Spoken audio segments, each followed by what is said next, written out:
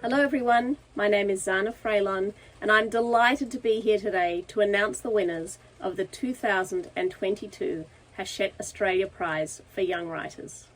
Before we begin, I would like to pay my deepest respects to the traditional custodians of the lands we are on. Express Media and this recording is taking place on the unceded stolen lands of the Wurundjeri Woiwurrung people of the Kulin Nation, and the National Young Writers Festival operates on the unceded stolen lands of the Awabakal and Warramai people. I pay my respects to those elders past, present and emerging, and I extend that respect to Aboriginal and Torres Strait Islander peoples here today. This land we are on always was, always will be, Aboriginal land. So welcome everyone. It was an absolute delight and honour to be asked onto the judging panel for this year's prize. I was completely blown away by the calibre of the entries across all of the categories. The shortlisted entries for this year's Hachette Prize embrace the small moments in our lives with a fierce and powerful determination to be seen and heard. These writers may be young, but their maturity and clarity of ideas, the strength of expression and the confidence and belief in their writing suggest that these are all writers who will be seeing a lot more of in the years to come. When you read their entries or hear them read here today, I have no doubt that you'll be as grateful for this as I am. What I loved most about these pieces was the freshness of voice. There was diversity of style and genre and topic, but the voices in the shortlisted pieces all felt wonderfully, brilliantly alive and awake and full of insight.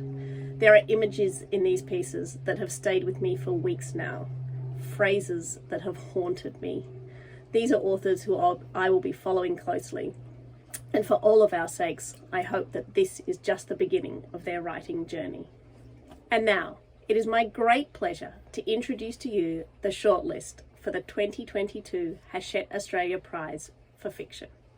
Every one of these pieces felt fantastically original.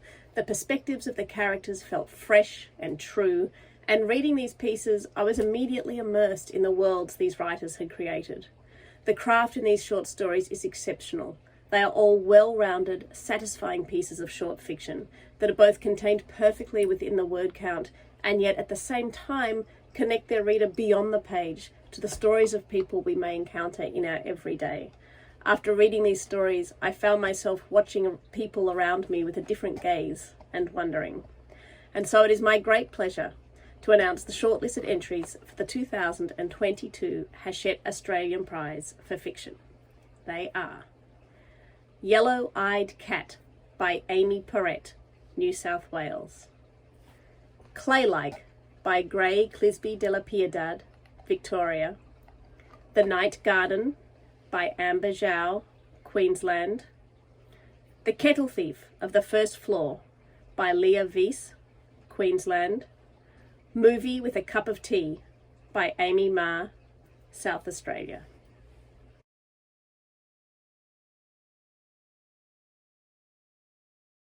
My name is Amber Zhao. My short story, The Night Garden, was shortlisted for the prize.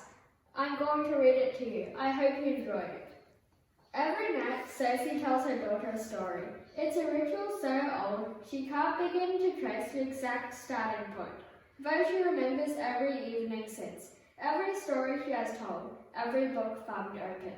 In that charmed hour before sleep, Lulu listens with electric attention as she unravels a tale. Lit by a phantom moon, the stillness of her daughter's bedroom feels alive, the familiar mutating into the shadowy unknown. Sophie should love the stars tonight. Like sparks flung from a fire, the constellation of lit windows lighting the darkness. She should savor the word-lit conversation and the small miracle of her daughter's chest rising and falling. Today, though, the shadows are gathered thick around them. No nightlight can chase them out. No lullaby can sing them away. Sophie presses a hand to her chest for the first time in hours, and she feels darkness curling in her blood, the monster that cannot be caged.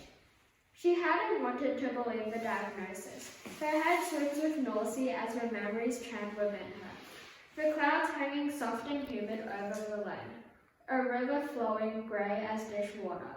the feeling of falling without end when she pointed out the mass the size of a walnut in her left breast. The rain chattered like teeth on the hospital roof as the oncologist gripped her hand for a moment, side by side for the coming storm. That terror when she saw the tumours, she never wanted to be like that again. Empty, hollow, raw, wiped clean by despair. Even the nurse booking her in for surgery in 2 days couldn't erase her fear. "Mummy?" Lily asks. She blinks. Her daughter's voice breaks into her thoughts. "Mummy, a story." Sophie breathes in, travels deep, deep into the thicket of her thoughts, and a tale unravels from her. A woman who wove starlight from tissue paper, forming the night sky. Lily looks out the window with wonder, mouthing the names. Every star is a piece of alfoil against the dark, vivid and miraculous, so close they could pull one from the night to keep. She seems more vulnerable than ever as she says goodnight, the moonlight painting her in a crown of stars. Her joy, bright as it is, could so easily vanish. But meanwhile, she knows she must start educating her daughter about the dark. At the landing, in the familiar darkness, Sophie pauses, turns on her heel. She glides towards her daughter's bedroom, a ghost in a white nightgown, and turns the lock. "Lily," she whispers, "I have to tell you something." She opens her mouth, the words surging from some barren field in her heart. Silence, the soft swell of breathing. Sophie drifts inside, and love softens her gaze. The gentle glow of a Tinkerbell lamp is all that illuminates the darkness. It's enough to see her daughter sleeping hunkered deep within blankets, starlight washing over her silvery hair. The moonlit line of her cheek has the same cut as her father's, smooth, dominant, precise, a fling that lasted a month before he moved to his next conquest. She never dreamed she would be swelling with his daughter. Her hand feathers Lily's cheek, the innocence, the soft wisdom in her sleeping face, already ensnared in dreams. Then she is gone. In her childhood, Sophie only witnessed death 2 times. The first time, it was a horse she had ridden through her family's farm. In recollections, she rode into the red eye of the dusk, the living storm of a horse's gallop spurring her on. She remembered its fierce heart and the fiery hue of its mane. She had loved the hair-blowing, grass-rippling, muscle-loosening exhilaration as its walk became a trot, the trot a canter, the canter a gallop, until the world was streaks of paint flying by in the wind. When the horse died, it went gently. She watched it drink in the wild lands it had been free to roam, and the wild swell of energy faded from its eyes, liquid, brown and vibrant. In a second, they changed from a moving landscape to mirrors. When she thought of peaceful death, she would always remember her horse as a great animal laid to rest on the earth. Never had she seen a creature go so gracefully. The second time, her grandfather had been in the prime of his life when he was felled by a stroke, a beautiful name for something so violent. He stood in the darkened room where everyone had been made to gather. After he died, she remembered running her fingers over his sunken eyes, the face clenched in a half-moon of pain, the papery line of his cheek. Her grandfather was the most vibrant person she knew, with a wiry strength from decades of labour, hilarious and active and full of life. The knowledge clanged to her like a death knell. Gone, her protector and friend. Sophie wondered if that was what it was like to die, to become a husk of yourself. Life moving on, the page of the story turned, but all of it without you. And the bones sinking into the earth haunted her dreams.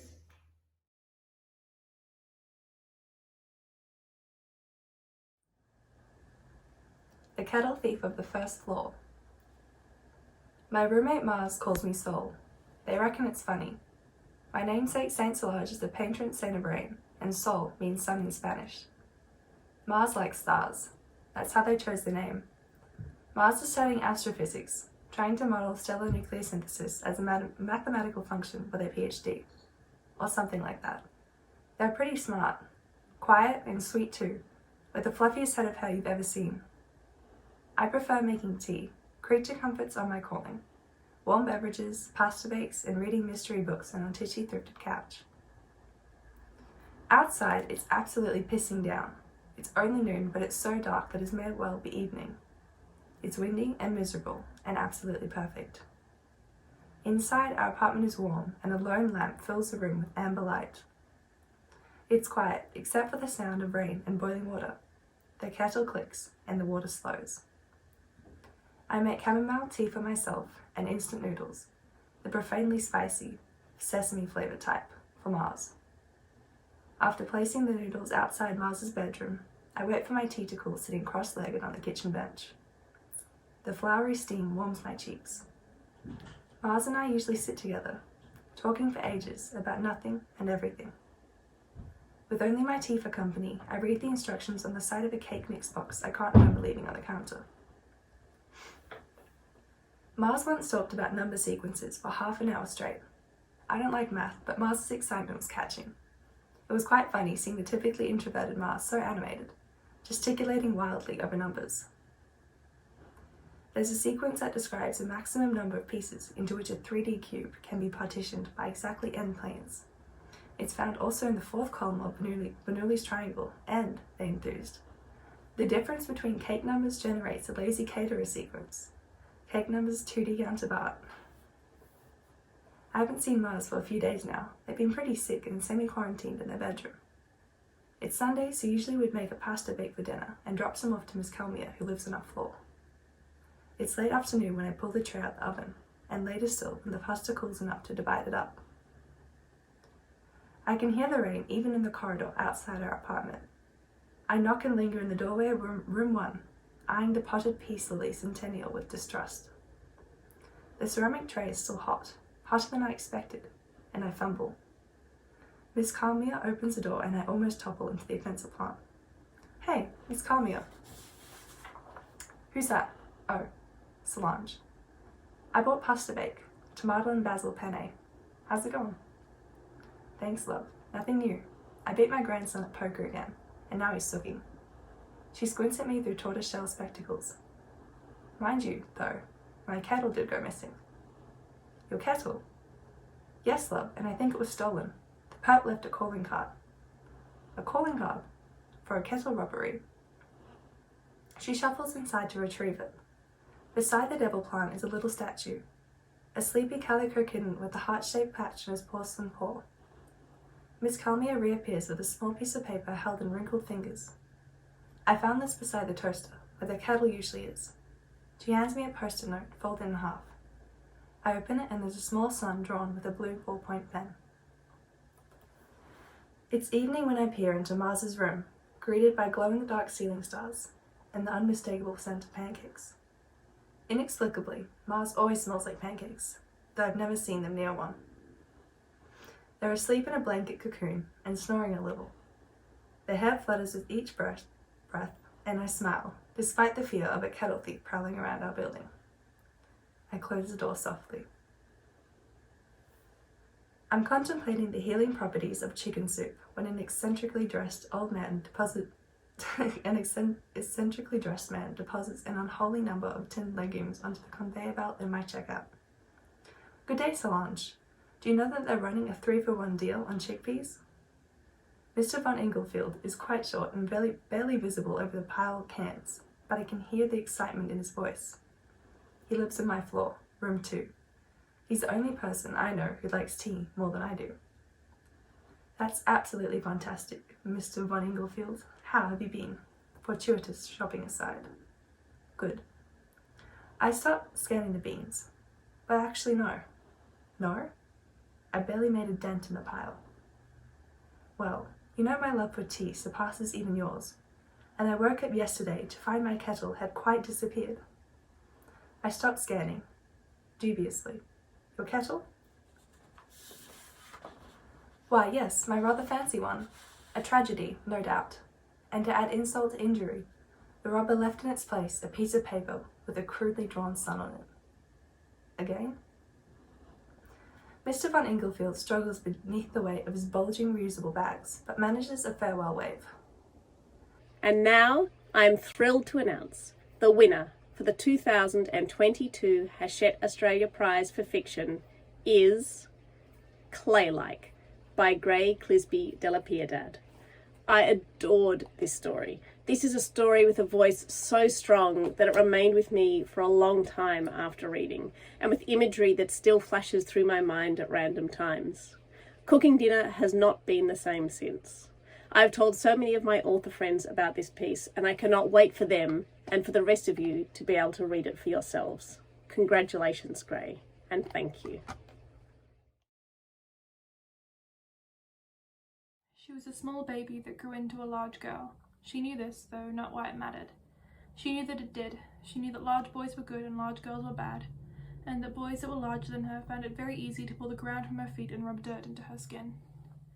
She knew that the dirt caked against her face, and that though she cried when her mother washed it off, her father did not care. She was a large girl with a larger voice, dark hair that crowned her head like spindly hands of her mother's kalakas, and eyes so wide they held the sky and the ground and the space in between. The dust that blew between her home and the paper factories was the colour of the fog-smothered sun, painting the shoes that strangled her as she walked. Her feet were ripe fruit, shelled brown, and inside mottled purple and red. A boy from her class liked to crush the juice from them with his heels.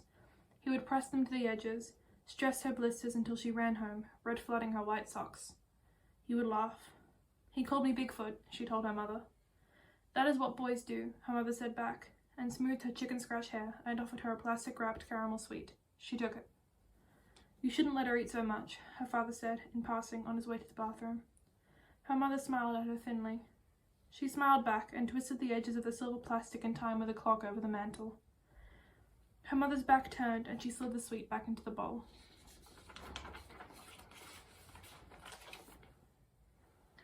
She was a large girl turned hungry, and she was not getting any smaller. The boys still called her Bigfoot and popped her blisters and boils under their heels. The girls with hair of silk and bones of glass thought her indelicate, with her clamouring lungs and voice that climbed higher with every note it sung. Her stomach ached as she skipped around her dusty yard, as she wrote and did her arithmetic, as she marched behind the flag with the rest of her school. Could they not see how empty she was, how hard she had tried to be hollow? She was the slowest when her class played football, lagging behind the rest of her team with a weakly spinning head and limbs that wanted always to be married to the ground. She felt the full weight of her largeness, now that her legs were straw instead of stone. Quiet laughter, held behind hands that the teacher could not see, shared in a breath. Always, she was on the other side. She was tired. She was nauseous. Hunger was so exhausting.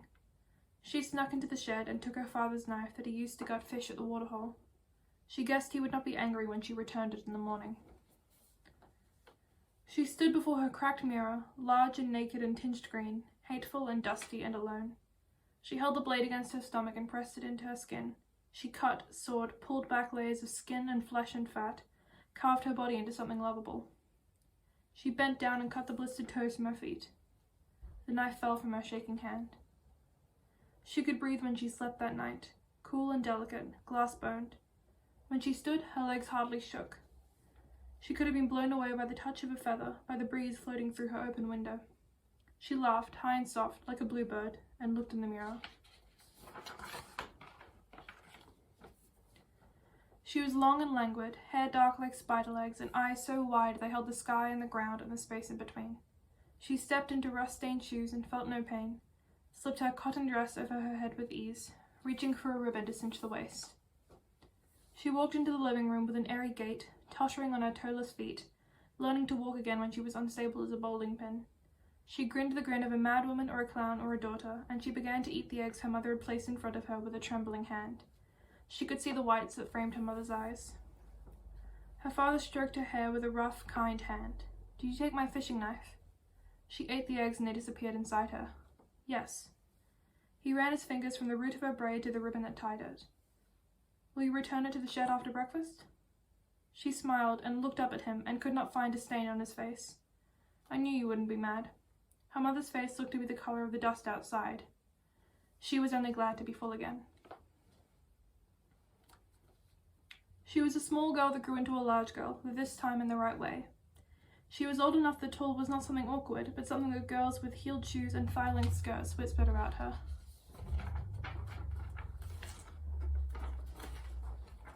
She soon learned to differentiate good whispers from bad whispers, the kind that meant you were doing something right, or the kind that meant you should brace yourself. Good whispers looked up at her with pink cheeks and red lips and eyes that flickered to her collarbones. Bad whispers bore down on her with a cast-iron grin and spat in her mouth. She enjoyed the good whispers immensely.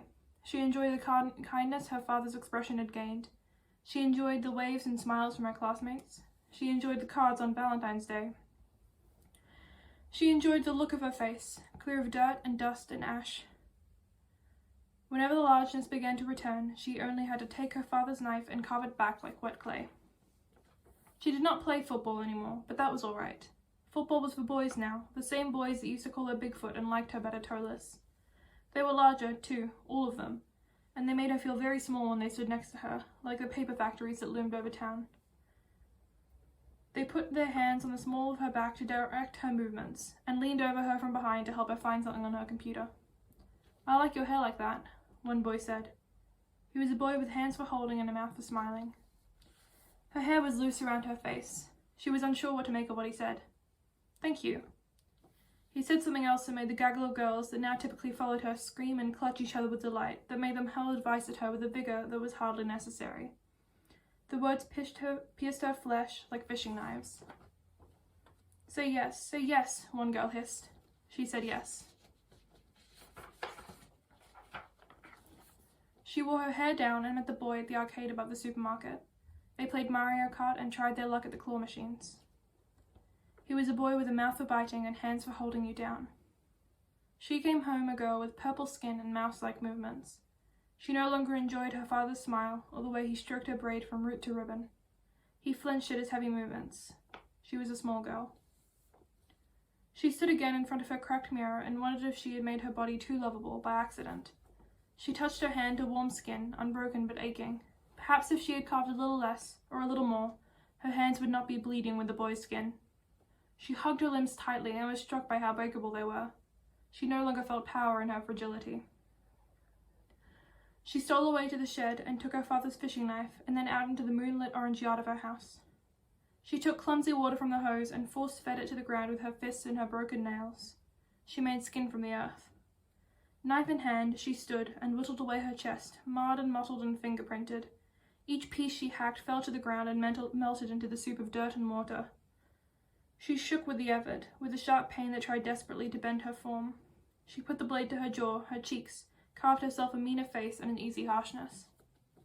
She molded the dirt to her waist, filling herself out so she was not so easy to hold, large in the way the boys were. Her thumb smoothed the crease until it was not visible, but she pinched the flesh there and felt nothing at all. Her hand captured her wispy hair and she knifed at it with abandon. This she wanted gone, this evil creature that had polluted her scalp and bruised her skin.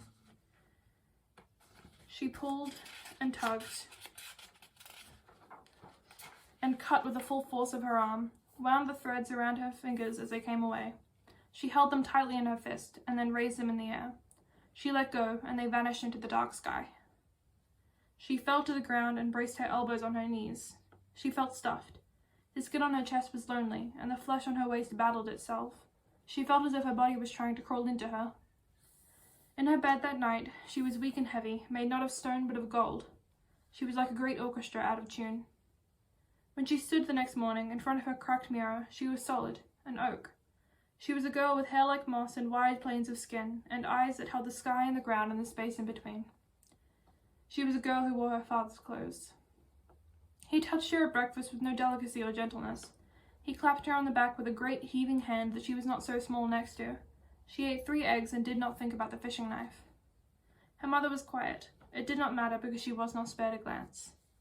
Her bruises faded in the places she fixed herself, she realized. It was nice not to hurt quite so much. She was a small girl that forced herself to be large by moonlight, by a knife and dirt and insistent fingers. The foggy sky, the long dusty roads and the paper factory stopped being her home. The shade of the factory buildings reminded her of the shadow her father cast in the doorway, and the orange road she used to walk to school by made her remember the lifeless skin that clung to her sides, Worst of all was the boy, the smiling boy who kept smiling.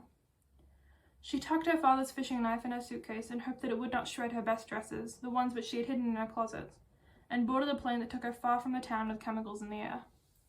The city she landed in smelled of salt and foliage. The dust that blew in the urban streets was sand, the color of shattered stars, touching her freshly grown hair with a softness. She walked barefoot on the line between the water and the sand. Her toeless feet no longer matched the ground, and when the clay fell from her this time, there was no dirt from which to make more. She breathed. She walked through the crowds of star-like people, faces the color of sand.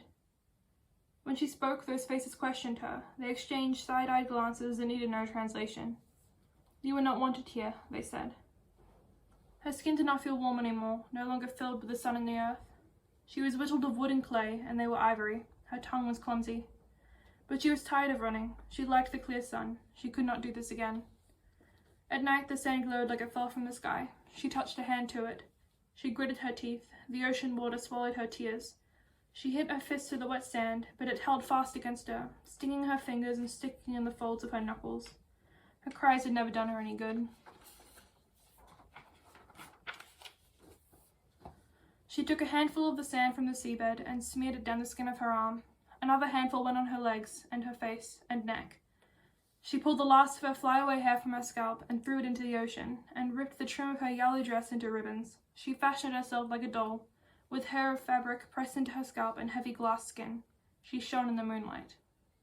Her tongue was swollen in her mouth. She thought of the fishing knife back in her room, but its broadness was not made for this sort of delicacy.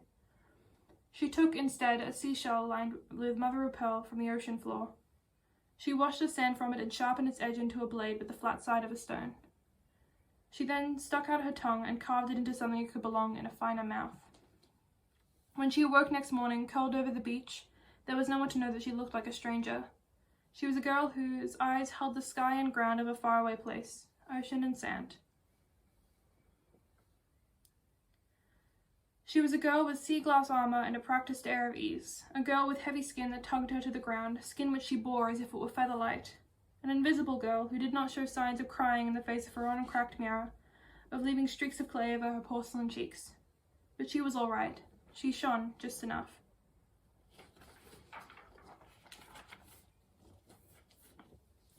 And then there was another girl, star-like, one who was slim and small and unassuming, though not by knife's edge.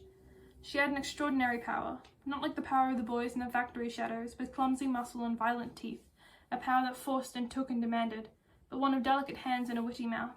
This girl had the power to elevate heart rates and to redden cheeks, to fill stomachs with fluttering monarchs. Her body did not seem to stop betraying her, the masked girl thought, as the starlight girl forced her to contort her armored face into a smile. She wondered what she had done to be born so offensive. She knew the result of straining too well. She knew the feeling of blisters popping under heels, of being held against metal and forced to stay silent. She knew the feeling of being an outlier. Abnormality was punishable. She felt this in her feet and her breasts, her face and her hair. She took her father's old fishing knife into her hand again, the one she kept tucked behind her mirror. She undressed and faced her reflection without flinching. Her knife was aimed carefully. The blade pushed past her skin, then her layer of fat. It hit muscle and bone. She winced, though adjusted her grip and soldiered on. The knife pulled away shards of her heaving ribcage, revealing to her slowly the delicate ecosystem of her chest. First, the knife went to her stomach that turned, that fluttered with phantom insects. It fell to the carpeted ground and stained it red. Then to her lungs it struggled to function, one and then the other. She aimed the blade then, finally, at her heart. It gripped stubbornly to her with its many fingers, but she would not be outlasted. She cut and cut and cut until it fell away from her as well. She stared at it on the ground, that heart that beat far too quickly. She looked then at herself in the mirror, at the way she gaped open like the maw of a beast. Red, garish, empty. Empty. She went to pull the skin back over her chest, to mold it back together, but found her hand to be weak and heavy. She tried to take in a breath, but her throat constricted over nothing. She coughed, and up came the bitter remains of her arteries. She collapsed among her lungs and stomach and heart and looked to the answerless ceiling. She felt the shell she wrapped herself in crack, tumble away from her skin like glass shards. She was clay-like again. She grew large and tired under the glaring light of the room she didn't belong in. She conjured the dusty image of her mother. She thought then that surely there was something her mother had learned to swallow too. The heavy hand of her father, perhaps. The fog and soil poured from the large girl's eyes until they reflected the faceless gaze of the white walls. She and her mother had twin mouths, she realized, small and silent. Her voice box sat in her throat, yet it did not let out a cry. And now I'm delighted to present the shortlist for the 2022 Hachette Australia Prize for Non-Fiction. I'm a big fan of non-fiction, and so I was especially excited to read these pieces. And there is a danger when writing non-fiction that in writing about something real, you can lose your narrative voice. Many non-fiction pieces I've read in the past tend to have a similar tone to them, a similar style. So it is incredibly and wonderfully exciting that each and every one of these shortlisted pieces not only gave me an extraordinary insight into the world of the writers, but that they all did so with a unique writing voice that wrapped me up and carried me into their world as beautifully and easily as any piece of fiction. There is poetry in these pages. There is history and humour and sadness and fear and love, and all of them are a wonder to read. The shortlisted entries for the 2022 Hachette Australia Prize for Non-Fiction are Mental Funerals by S.D. Manawara, Victoria. Bean and I by Tasman Engelhard, Victoria. The F Word by Tom He, Victoria. Read My Lips by Olivia Campbell, Victoria. Roots by Rose Mitchell, New South Wales. It is dark when we enter. After a moment, the motion-censored hotel lights flicker on, and we spot the reception sign. We follow the after-hours check-in procedure. Dad's is the first room out of the lift. It feels strange to leave him there, to sneak off down the hallway alone. I sit on my bed, unsure what to do. I'm disoriented after the flight, after exiting suddenly into the cold night, standing on the dark tarmac shining with rain, and realizing that I was 14 aeroplane hours, 13,000 kilometers, and 18 time zones from the world I knew. My phone buzzes. It's my sister, Sabina. Dad said it will cost something like 50 cents a text, but I respond immediately. Flight was good, sitting alone in the dark. She calls. It's odd seeing her on video. Not the video. I'm used to that. Grinning at my friends through the screen, talking and laughing, and not quite connecting. But it's odd that it's her. I wonder if we've ever done this before.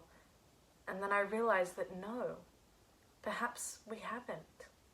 She's always been near. She spins in her desk chair, showing me her haircut. The afternoon sun illuminates our shared room. It looks so bright, warm. Her face, her golden hair, shines. She is laughing, curling downwards out of the frame, and I find myself joining in. Oh man, she takes a shaky breath, trying to compose herself. I miss you. Yeah, I say slowly, suddenly aware of the darkness and how I am holding my phone, clenching it tightly with both hands. In the silence, I feel a sort of tugging in my chest, an aching strain. She says goodbye, I say goodnight, and then I am alone again, my wistful smile turning to tears. I watch the unfamiliar shadows become distorted, sinuous. Eventually, I fall asleep, thinking of my potential futures here and how none of them contain her. It is not until the next morning, fascinated by the common, boring squirrels chasing each other around the Berkeley University campus, that I am able to place that tugging. I can't remember exactly when I read Jane Eyre, but I remember being absolutely gripped by it. I remember babbling excitedly to Bean about it, lying on my stomach, tearing the yellowed pages in my haste, and of course, I remember that scene, the one in the garden, when Mr. Rochester tells Jane he loves her. It is as if I had a string somewhere under my left ribs, tightly and inextricably knotted to a similar string in you. And if you go, I'm afraid that cord of communication will be snapped, and then I've a nervous notion that I should take to bleeding inwardly. The squirrels stop for a moment, looking at each other, and I am suddenly certain Bean and I have such a cord. I imagine that it is a piece of twine, the kind that form the arms and legs of our matching rope dolls. I wonder how long it is, how much tugging it can take. What did you think of Berkeley? Dad calls from the bathroom. It was nice. I pause. Already the pictures are fading. The student-run market and sprawling, chaotic campus blending into all else that is new, different, and overwhelming. The squirrels were really cute. Dad says nothing. I feel his disappointment. We didn't come halfway across the world to look at squirrels. What are you writing? He asks eventually, eager to get to bed. Diary entry. I'll only be a moment. When I turn out the light, the nondescript hotel room disappears. I'm back in my blue IKEA bunk bed, and a different voice is asking me that same question. What are you writing? I'm making a list. Oh? Her curiosity floats up through the darkness. A list of what? My best friends. I scribble out one of the names as the torchlight dives about the cream-coloured walls. We'd wanted to paint our room green, with leaves around the skirting boards, but renters can't do that sort of thing. Bean lifts her legs and pushes at my mattress through the slats. Am I on your list? No, you don't count. You're my sister. I roll away from her jabbing toes. Oh, okay. I hear her flop back down and curl into her blankets. I think you'd be on my list. She pauses and then asks, suddenly worried, should I make one? No, I'm going to bed now. I turn out the light. You don't count. I know those are the words I'd used. I'd said them blandly, without malice. In my 12-year-old pencil-chewing head, there was a clear distinction between friend and sister. One, I could be seen on the playground with. The other, I could not. But that distinction is gone now. And it was during our COVID hotel quarantine that I realized just how much she does count. We were on the 24th floor, and Mum couldn't stop talking about how we had snagged a peekaboo ocean view. Dad was striking a different, more distressed tone, involving the phrases 2 weeks and no exercise. But Bean and I were ecstatic. We scurried around the suite, amazed at our luck.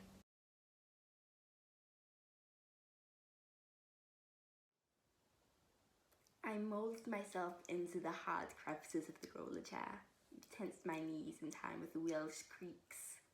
A greying lady knelt beside me and tilted up my chin. She wore these tinted aviator glasses, scarf tight around her neck. She belonged in the 40s jet, and I belonged anywhere else. A wooden stick probed my tongue as my lips were pulled into shape. The intrepid aviatrix told me to speak. I said that I wanted to go home.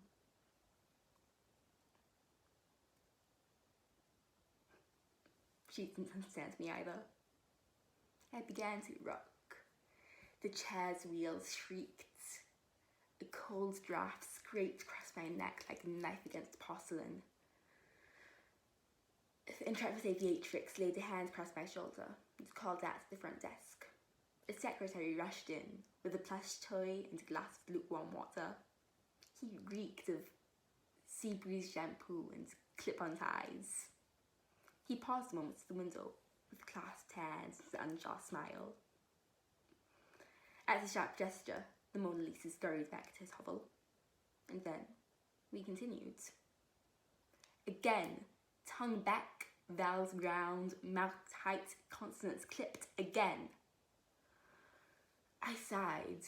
Perhaps I didn't want to speak if no one was able to hear. What if I liked my voice as it was, all stretched and folded like salt spots in taffy? Maybe I was happy with my muddled sounds and muddied words. Wasn't the world a better place when pain was speared by pine needles, anger anchored by Shaw? Again, enunciate, lips puckered, lungs full, again.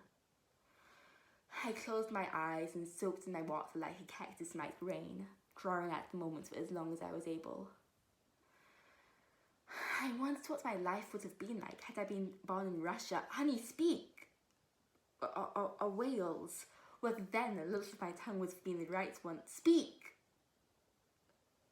Or what if I were born 5,000 years ago before words? Speak!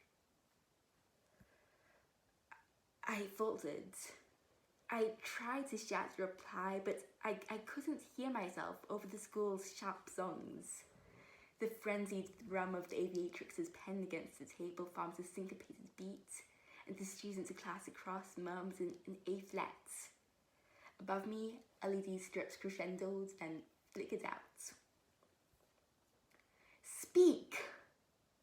I snapped back to the present like a rubber band, taut between tooth and finger. Then Travis Aviatrix took a deep breath, gritted her teeth, told me to repeat after her. As I copied her, my eyes bulged and my skin sellowed. I was drowning. I was choking on her words. My tongue was steeping in brine, in other people's poems, the wrong manifestos. My larynx filled with essays and sonnets and epitaphs and headlines, but none of them my own. For the next year, all of my words were recycled or stolen. Cold, measured, tense. But slowly, I found my voice again. I grasped it close, and slowly it became part of me, like the way taffy melts to your fingers. And this time, with my tongue taut and mouth tight and vowels round, I made myself heard. Did I stutter?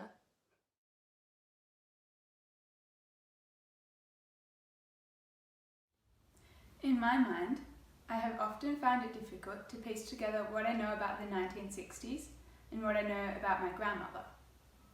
The 1960s, so the black and white photographs in history textbooks and SBS documentaries tell us, was a period of tumultuous change for women. You see stills of girls marching with placards raised firmly above their heads, mouths frozen open mid-chant, close-ups of ankles chained to the stools of public bars, headshots of Jermaine Greer staring right down the barrel of the camera, right down at you. It was the beginning of freedom, the dawn of a new age, the first buds of spring pushing up through the hardened winter soil. And then there is my grandmother, standing against all this untouched. Schooled until 14, just the essentials was her father's maxim for educating girls. Married at 19, first baby at 20. My grandmother is the poster girl for the peculiarity of history, its little anomalies and sneaky counterfactuals. Like a perfectly proportioned fruit bowl in a Picasso painting, or a straight rhythm hidden within the cacophony of a jazz piece, her life, it has always seemed to me, is an anachronism, somehow existing within a time that means nothing to it. She didn't march down main streets or read The Female Eunuch or write biting manifestos while watching her bras burn in a garden bonfire. Now, my grandmother isn't an anti-feminist per se, although that particular F word is conducive to the odd wrinkled nose here or raised brow there. It is simply that she does not understand them, the feminists. As anyone even slightly versed in the works of Freud would, I've always put this fact down to her upbringing. A one-room, windowless wattle and daub shack on a wheat farm somewhere down south. A place with a roof that slanted inwards when it rained, whose walls would drip with sticky brown clay in the summer as if they were made of chocolate. Anything after this, as my mother often said, was like stepping into the Garden of Eden. Running water, electricity, cladded flooring, these are the very hallmarks of paradise for my grandmother. And all that other stuffy nonsense, those ideas, the internalized sexism and the, social conditioning? Why carry on like a cockatoo when there's a hot dinner in front of you and a dry bed with your name on it, was my grandmother's response to these such things. With rolling eyes, I would let out a just audible groan of frustration, which was directed a little towards my grandmother and a great deal towards history, who had left her behind like a ruthless bus driver that pretends not to see you waiting at the stop, then chuckles in the rearview mirror as you stand up in surprise and just as quickly sit back down again, defeated. One recent summer, my grandmother phoned me up in the evening, in that peculiar and fragile space between dusk and darkness. "You like to read, don't you?" she said down the line. I could already see what was coming. My grandmother is one of those people who constantly talk about downsizing, who trawl through cupboards for any junk that would take up too much room in that nice little flat they've been eyeing off for at least a decade. Last month, it was the old china set. You like to drink tea, don't you? And the month before, it was the Frederick McCubbin tea towels. You like Australian landscape art, don't you? Especially while doing the dishes? Sure enough, her trap had been set, and she continued. I thought I might ask if you wanted some old books of mine, before I took them down to Vinnie's. This was always something she said too. Before I take them down to Vinnie's, or before I throw them out with the other garbage, just to make it clear to us that she is no sentimental being. I said I would take a look, and the very next morning, barely awake, I was being led down the hall of her almost empty house by the cuff of my sleeve. You don't have to take them all. They're just dust collectors now, she said as she opened the door to the spare bedroom where my mother once slept. It was a nice room, high ceilings and big bay windows that looked out into the tidy front yard. The curtains were white and buoyant, almost ghost-like in the Sydney breeze. She stopped at a chest of drawers that took up most of the back wall, dominating the room with its dark wood and heavy metal handles. They're in here. Take which ones you fancy and leave the rest. I opened the top drawer first, the largest of the four, and almost collapsed beneath the weight of the books. The books! I had never seen so many, in such a small space, all stacked spine up, layer upon layer in the drawer. Bronte and Dickens and Mansfield and Shelley and Steinbeck and Hemingway, Trollope, Woolf. I ran my finger across their identically bound spines. Hard black leather and gold lettering, picking one out here and there, leafing through its pages with a lit forefinger, then replacing it. You've read all these? I said, immediately hating the sound of surprise, possibly even a hint of disbelief in my voice. It was a long time ago now. Barely even remember what they were all about. And I am thrilled to announce that the winner for the 2022 Hachette Australia Prize for Non-Fiction is Mental Funerals by S.D. Manawara. Mental Funerals is an extraordinary piece of writing.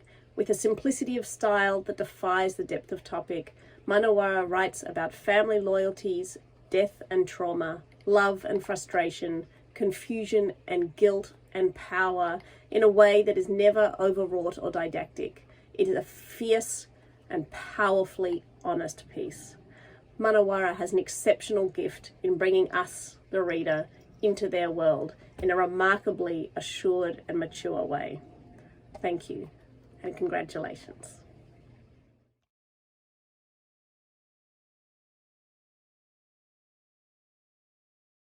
And finally, it is my joy to present the shortlist for the 2022 Hachette Australia Prize for Poetry.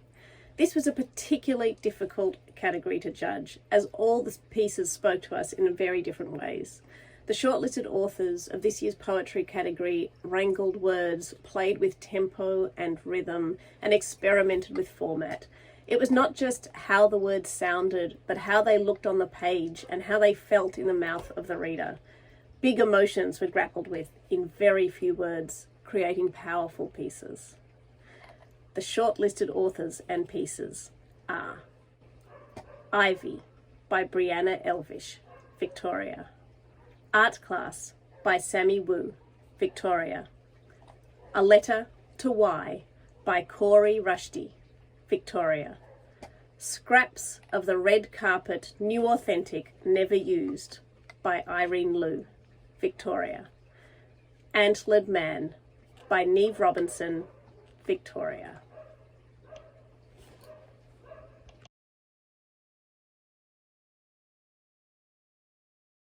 Ivy climbs, ivy blooms, ivy shrivels.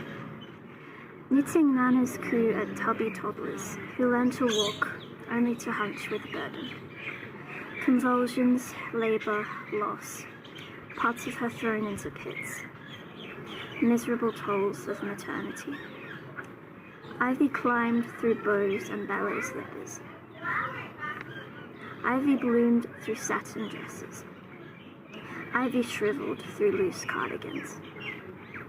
The matriarch is coronated when the pudding is made, the rum her orb and the spoon her sceptre, the crown burdened with century-old grief.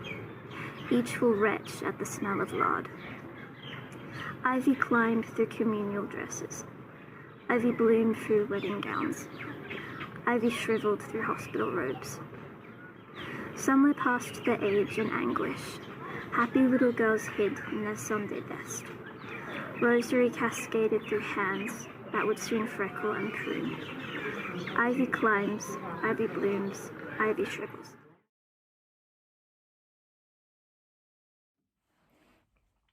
Scraps of the Red Carpet, New, Authentic, Never Used. A piecemeal of red, the citizens scrambling like rats, pushing, pulling, prying over each other for a drop of blood. The carpet feels rough in my hands, weighted in the lush fabric, like verdant grass, only red in my hands. Like the roll staining the lips of girls whose love was stolen from them with a kiss. Like clean scales in the butcher's shop. Like empty closets lined with hangers, their pretty metal hooks dripping with gore and shining placenta, such flashing neon signs, glowing red. The colour of the sky at night, tears to which my pillow remains the sole witness, and the testimonies of millions of pillows come morning. Your Honour, she had mascara staining my lovely Egyptian cotton covers. Yes, I believe she did throw me against the wall and scream profanity into my stuffings. No, Your Honour, I'm not at liberty to say. Red carpet, never used, selling for $3,000 a piece on eBay. In the morning they'll roll us away, bodies pretty in black bags and toe tags, cold flesh wrapped in scraps of... Hi, my name is Corey Rushdie and I'll be reading out my poem, A Letter to Why. When I lie on my left side, facing my bedroom wall, hidden beneath a lack of sun, I feel something tap my back. Once, twice, thrice. Bony fingers pounding the crevices of my spine. I turn around, only to find my shadow. Next to mine, I never noticed your existence. The waves of your medium voice, the air harmonizing with your laughter. Remember when we studied poetry in class? We were only children back then, experimenting with pages of this purple book. Once so loud, you filled up my ears, but they told you to be quiet, and now you are quieter than sleep. I hope you never have to feel the way she felt. We were on a ship together, trying to make it past the beginning. I was falling behind, but you pushed me forward, saving me from the captain's wrath. Changes were everywhere. Fresh oak beneath our growing feet, unfamiliar creatures swarming around our fragile figures. My life is plagued with inadequacies, but the one I'm tethered to is not being an anchor strong enough to hold you. I hope you never have to feel the way I feel. I keep making up new stories to immortalize you. Is it working? Is it working? Is it working? Where did it go? There it is. Where was I? I turn around only to find my shadow, a U-shaped chasm of darkness. When I wake up and see a glimpse of the sun's forehead, I scavenge for eos, and in an urn that spans 1,000 heads, 1,000 eyes, and 1,000 feet. That is where I find traces of you. You are the morning. I wish she knew how I felt. I wish I never slept through. I wish I knew how she felt. Thank you. And although the judging was particularly close, the winner of the 2022 Hachette Australia Prize for Poetry is Art Class by Sammy Wu. We loved the originality of Art Class, the apparent ease of writing, the wonderful interjection of dialogue among the narrative gives this piece a wonderfully individual voice. In 342 words, Wu created a scene so wrought with emotion and the angst of youth that I was left wanting to see more of this character, to discover the next chapter in their lives. And the ending, those final 8 words, are the perfect finish to this piece. Poetry is often about leaving readers hanging on the cusp of knowing, and those final 8 words does this so perfectly. Well done, Sammy.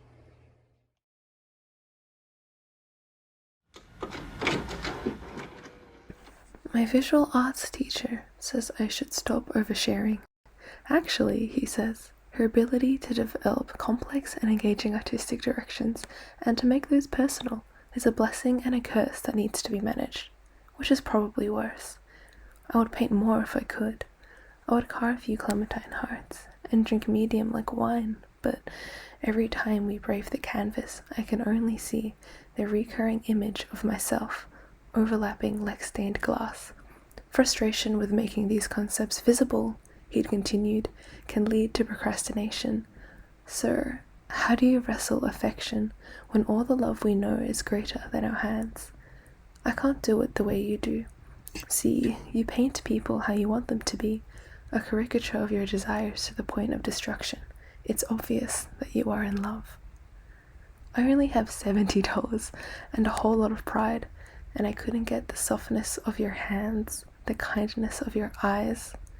In the absence of fear, you saw me and smiled. He was watching like he'd lived it all before. Lovers in the chapel and in the markets, on the Lilydale line. The student teacher said he'd marry again in September, and in my head I can see it, 2 artists intertwined. I worry. I think you're lovely. I want to tell you your smile transcends vermilion. I want to make a fist of my heart, but it's humiliating, this blooming reminder of you. I was sluggish and sleepy when you tapped your brush to my cheek, 2 times fast, like the stutter of my chest. I blinked open my eyes to nothing but red. Crimson swallowed my voice in hopeless marmalade. Everything about you, I saw it at once. I felt silly and so in love. You painted the sky, 1 billion across the canvas with a palette knife. I remember, light was pooling on the table in spoons of honey. Sweetheart, I started, but you cut me off. The colors, you said, remind me of you. So, huge congratulations to all the shortlisted authors, and many, many thanks to the people who made this prize possible. Thank you to Hachette Australia, Express Media, and the National Young Writers Festival for inviting me to be part of this. And a huge thank you to everyone who submitted a piece for this year's prize. It takes an enormous amount of courage to send your work out into the world and to have it judged by others. As someone who has both judged prizes and had my work judged, who has both been awarded prizes and been discounted, please remember that the judges of any prize are simply a single reader reading your work at a given moment in time. Regardless of whether you were shortlisted or not, whether you won a prize or not, the very fact of you creating a work and sending it into the world is a huge accomplishment, and it's one that many writers cannot bring themselves to do. You have created something and brought it into being. Where there was nothing, there is now your piece of writing. Whoever reads your writing is transported momentarily out of their everyday existence and into their imaginations. They are taken on a journey and they are changed by the reading. No matter how small that change, they are always changed by the reading. To me, that's as close to magic as you can get. So thank you, my most heartfelt thank you, to everyone who submitted a piece for this year's prize, to all you young people out there who are crafting with words, imagining pasts and presents and possible futures, and for bringing your voice and your visions into the world so that we may imagine too. Keep writing. We need you. Thank you.